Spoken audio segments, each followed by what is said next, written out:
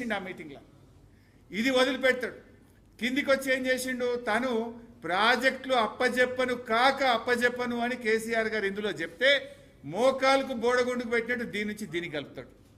ఇంకా నెక్స్ట్ చూడండి మీరు, ఇందులో కేసీఆర్ గారు ఏం చెప్పారు, 5.4లో మీరు చూస్తే ఇక్కడ నుంచి చూద్దాం.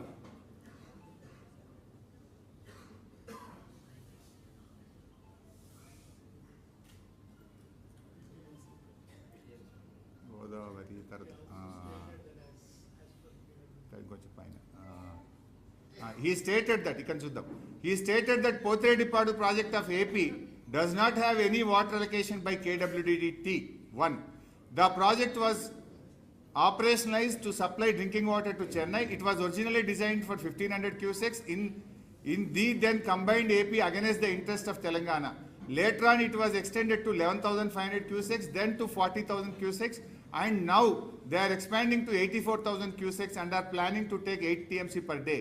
He further asserted that the water is being transferred by AP from Krishna Basin to out of Krishna Basin through the project with no water allocation to these projects by the tribunal and without appraisal of DPRs, and also without obtaining the required statutory clearances for these projects. He also stated that if AP continues with this project, the Telangana would construct a 3 TMC barrels at Alampur and draw water.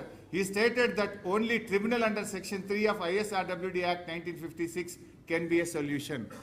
నిన్న రేవంత్ ఏదో మాట్లాడుతుండు, కేసీఆర్ గారు మాట్లాడలే, జగన్మోహన్ రెడ్డి గారు నిలదీయలే, చంద్రబాబును నిలదీసిండు, జగన్మోహన్ రెడ్డిని నిలదీసిండు. కేసీఆర్కు తెలంగాణ రాష్ట్రం ముఖ్యం, ఆయన ఎవరి ముఖం చూడలేదు. ఇలా ఇది కేంద్ర మంత్రి సమక్షంలో, జగన్మోహన్ రెడ్డి సమక్షంలో పోతిరెడ్డిపాడు అక్రమ ప్రాజెక్టు నాన్ బేసిన్ కు మీరు నీళ్లు తీసుకుపోతున్నారు. బిడ్డ మీరు పోతిరెడ్డిపాడు ఆపకపోతే జూరాల దగ్గర నేను పెద్ద బ్యారేజ్ కట్టి నీళ్ళని గుంజుతా, ఆలంపూర్ దగ్గర బ్యారేజ్ కట్టి నేను నీళ్ళని గుంజుతా అని on the face of Andhra Pradesh chief minister KCR గారు మీటింగ్ లో హెచ్చరించారు.